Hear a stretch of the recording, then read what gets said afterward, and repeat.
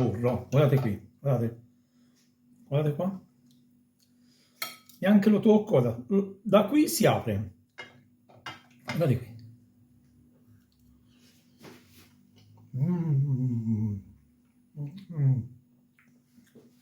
Gentili utenti, vediamo oggi cosa andiamo a fare. Andiamo a fare il peposo dell'Impuneta o il peposo del Valdarno, è la stessa cosa. Praticamente è un piatto antichissimo. Questo veniva fatto per nutrire, diciamo così, gli operai che andavano a lavorare a Firenze per costruire il Duomo, chiese, case, palazzi, i palazzi dei Medici e via discorrendo. Veniva fatto perché gli operai in linea di massima abitavano fuori Firenze e nella zona, diciamo, dell'Impuneta si erano inventata questa cosa. L'Impuneta, dovete sapere che è una zona ricchissima di materiale per costruire il coccio. Allora cosa facevano? Praticamente la sera mettevano la carne dentro questo coccio, la riempivano, mettevano tutti gli odori, doveva essere bella sostanziosa perché doveva tenere, nutrire, diciamo così, con tutte quante le proprietà della nutrizione, della carne, delle verdure, tutta la giornata. La mettevano in un coccio, la mettevano nel forno, ok? Nel forno, scusate, la mettevano nel fuoco, andavano a letto e la mattina si ritrovavano questo coccio ripieno di questa carne che ora andiamo a vedere nel procedimento. Comunque è un piatto antichissimo che si è tramandato fino ai giorni nostri. Se voi andate nei ristoranti, nelle bettole, nelle trattorie fiorentine, ve lo propongono e ve lo propongo anche io. Oggi è una giornata uggiosa, piove, non vedevo l'ora di farlo. Comunque andiamo con gli ingredienti, state lì. La carne deve essere carne di vitellone, come voi vorreste fare, per intenderci, lo spezzatino, ok? Qui l'ho già tagliata, l'ho tagliata un po' piccolina, va tagliata un po' più grossa, mi sono fermato per il video, comunque mi hanno fatti dei pezzetti per vedere un pochino più grossi, perché si rimpiccoliscono e se no spariscono.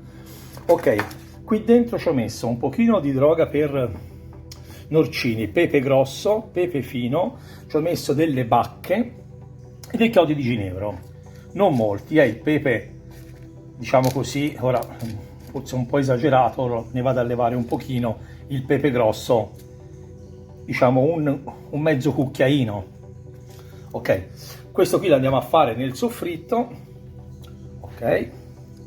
Ora, qui ci voleva del vino rosso. Io oggi farò una variante, ci metterò della birra e del vino bianco, ci metterò, ma solo per il fatto che sono andato a fare la spesa e me lo sono scordato. Ma è la stessa cosa, nel senso, viene bene anche con una buona birra.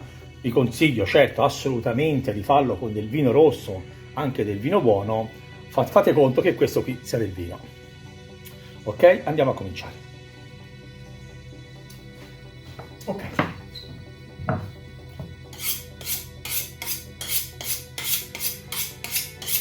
Lama sempre affilata. Allora, un pezzo giusto per questo taglio è così, guardate, questo è un pezzo giusto perché quando lo andiamo a cuocere si ritira e diventa piccolino. Io qui l'ho fatti un po' più piccoli, ma questo qui è perfetto. Comunque tagliamo i nostri pezzi.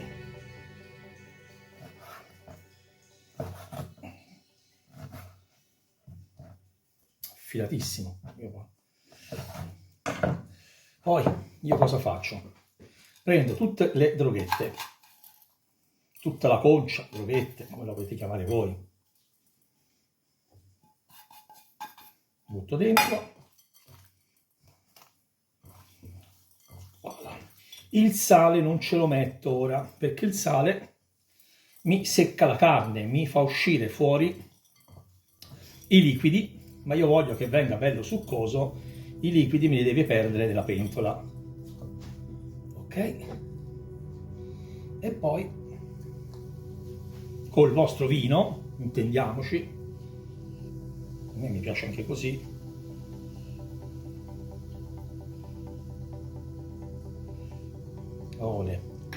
lo lascio in questa maniera un paio di ore, così tutti i sapori entreranno nella carne. Prima di andare a cuocere la carne sarà saporitissima. Ci aggiorniamo fra un paio di ore. Ok, ho tagliato, tanto sono passate 2 ore, ho tagliato grossolanamente la verdura, il trittico italiano, perché tanto dopo va passato. L'ho tagliata grossolanamente, che non mi interessa. Ok, qui ho messo una padella, andiamo praticamente a cicatrizzare la nostra carne.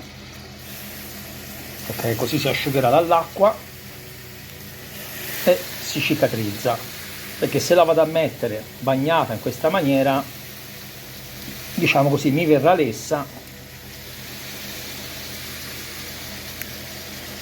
Ok, e facciamo una bella cicatrizzazione su tutti i lati e poi la andiamo a mettere ovviamente nella nostra padella. La carne qui ci deve rimanere almeno 10 minuti, vedete, sta cacciando tutta l'acqua. Qua sta andando. Ok, ci metto dentro un altro po' di vino / birra, quello che volete. Qua deve essere bene bene rosolata, una decina di minuti, tenetecela dentro, tutte le pareti perfettamente arrosolate. Dopo 10-12 minuti ho aggiunto la carne al nostro trittico. Bene, quando prende temperatura, qui bisogna coprirla bene bene bene bene. Addio birra, un goccio qui e un goccio.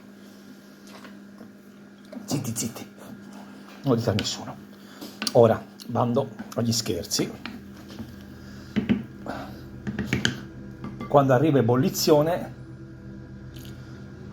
deve cuocere 2 ore. Vi si asciuga, metteteci un pochino di acqua o di brodo sarebbe meglio, o di acqua, non ci andate a riaggiungere del vino, se no verrà troppo aspro.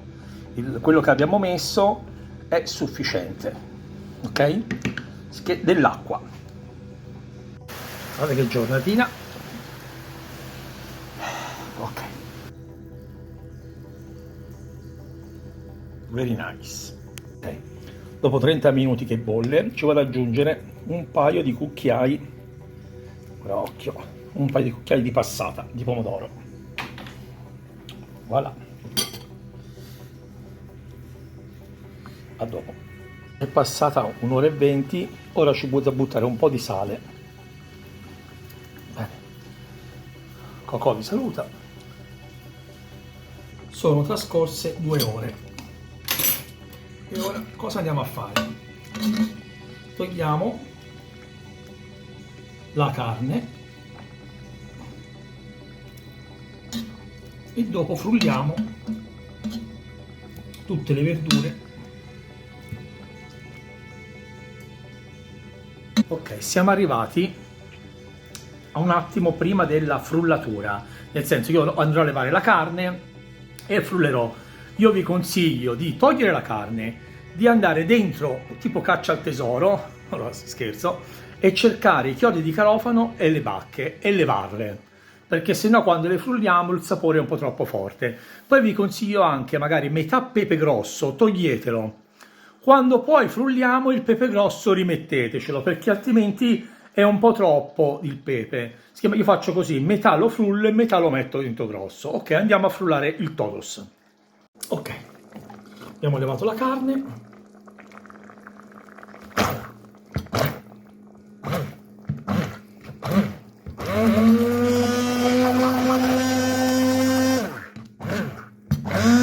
Ok, adesso facciamo asciugare questo composto, che alziamo la fiamma, aggiustiamolo di sale, bene,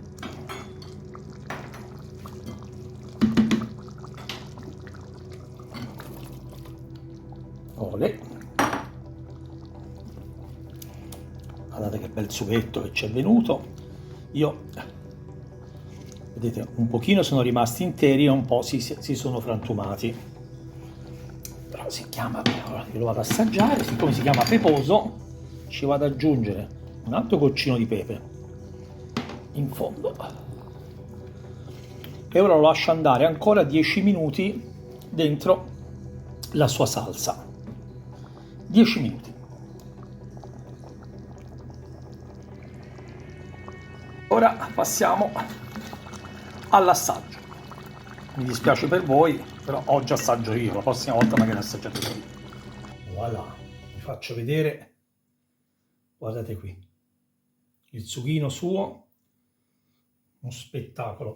Per tornare a noi, per finire quello che dicevo prima, praticamente quando erano cotte queste giarre di coccio, c'era sopra un tappo di sughero, se le portavano dietro, le legavano e se le portavano con loro, gli operai, gli antichi operai delle basiliche e via discorrendo. Allora di pranzo aprivano il tappo, lo rovesciavano dentro un'altra scodella e lo mangiavano. Così diventava sugosissimo, buono, bello saporito. Il pepe perché gli dava un po' di energia, un po' di sapore in più, un po' di profumo.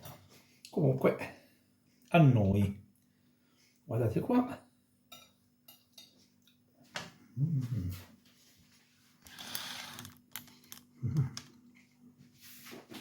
Ve l'avvicino perché è burro. Guardate qui, guardate.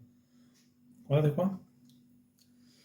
Neanche lo tocco, da qui si apre. Guardate qui.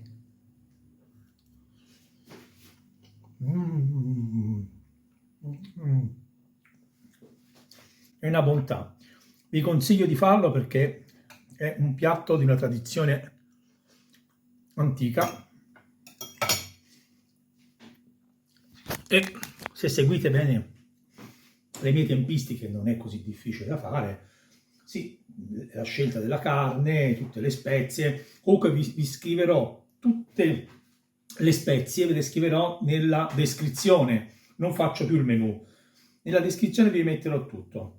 Se avete delle domande, dei dubbi, qualsiasi altra cosa, vorrei farvelo assaggiare ma non si può, scrivetemi. Mi raccomando, mettetemi il like, segnatevi alla pagina. È importante per voi perché ne sto facendo tante belle e buone, è importante per me, per tutte e due. A bientôt, au revoir.